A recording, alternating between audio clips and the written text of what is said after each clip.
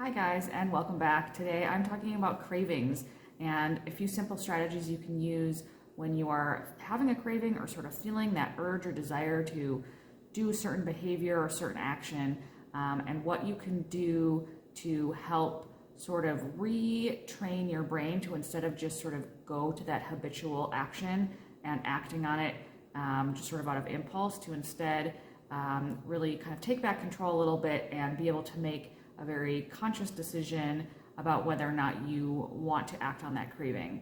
So when you're having a craving, really what is happening is your brain is going into kind of a stress state, right? So you feel sort of that anxious feeling, like that I've got to do this right now, like a little bit out of control. And so in that state, you are in a stress state. Your brain is feeling stress.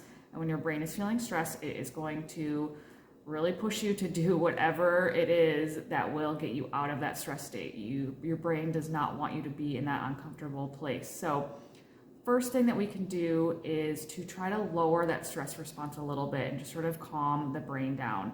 So breathing is a super easy way to do that. So maybe just first, if you notice that you're having a craving, taking a couple of deep breaths, and again, just sort of getting in a little bit more of a calm state, a place where you can take back control a little bit and not just let your brain kind of run off on this like crazy anxiety train and running towards that craving. So once you have maybe done a little something to calm the stress down, whether that's breathing or maybe some movement or exercise, whatever it is that would work for you, the next step then is to really just kind of allow the thought or the feeling or the craving to be there. So the more that you really try to repress that thought or that urge or desire, the more it's going to kind of consume you and the harder it's going to be to let it go. So really just like giving yourself permission to have whatever that thought is, that feeling, that sort of unwanted emotion or that discomfort, and just letting it be there. Again, if we try to push it away, it's going to be even harder. It's sort of like the idea of, don't think about a bear. Well, now all you're doing is thinking about a bear. So the more you try to really push away or kind of avoid that feeling, the harder it's going to be to kind of overcome it or to make the choice that you want to make in that situation. So that's step 2. So we've calmed the nervous system down a little bit, we've reduced the stress, and we have allowed those feelings to be there and just kind of allowed ourselves to have whatever that desire is without trying to avoid it. So step number 3 then is to notice and name the feelings or thoughts that you were having, and without acting on it. So it's kind of this idea of like, don't believe everything you think. So just because you're having this feeling, this thought, this urge or craving, does not mean that you have to act on it. And even though you won't always have control over these thoughts and feelings that you're having, you do have control over how you respond to it.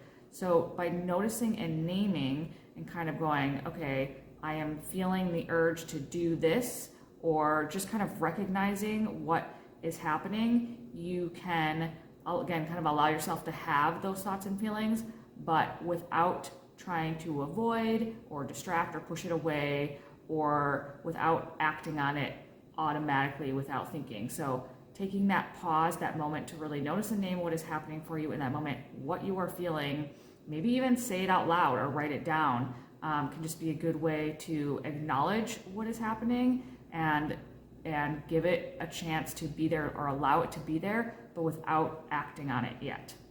And then step number 3 is to surf the urge. So this is like a great analogy I heard. Surfing the urge when you're having a craving and kind of riding the wave, right? So there's these ups and downs when you're having a craving or this desire. And if you are able to really just kind of sit in that discomfort or sit in that place with the craving, you will see how it naturally kind of ebbs and flows or rises and falls.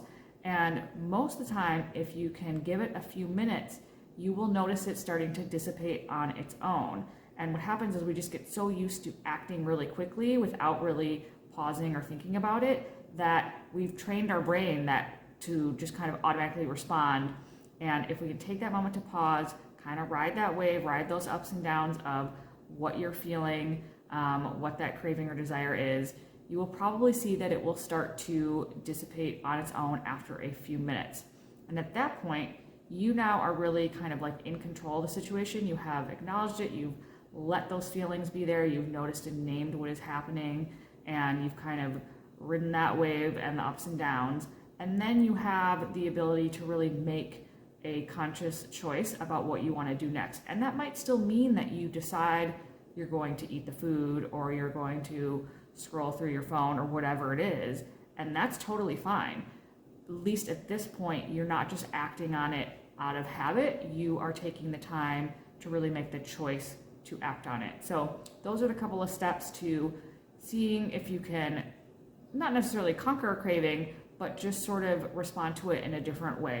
So those are the steps that you can use to sort of ride the wave of that craving, starting with reducing your stress response a little bit, maybe taking a couple of deep breaths, allowing those feelings to be there, and just really giving yourself permission to have those thoughts or feelings or desires, noticing and naming what is happening for you in that moment, but without acting on it yet, and then kind of surfing that urge, seeing if you can wait a few minutes and ride the ups and downs, and just kind of let those feelings ebb and flow, and then decide after that what you want to do and what your next action step is. So I really hope that's helpful for you guys. If you give it a try, let me know what you think.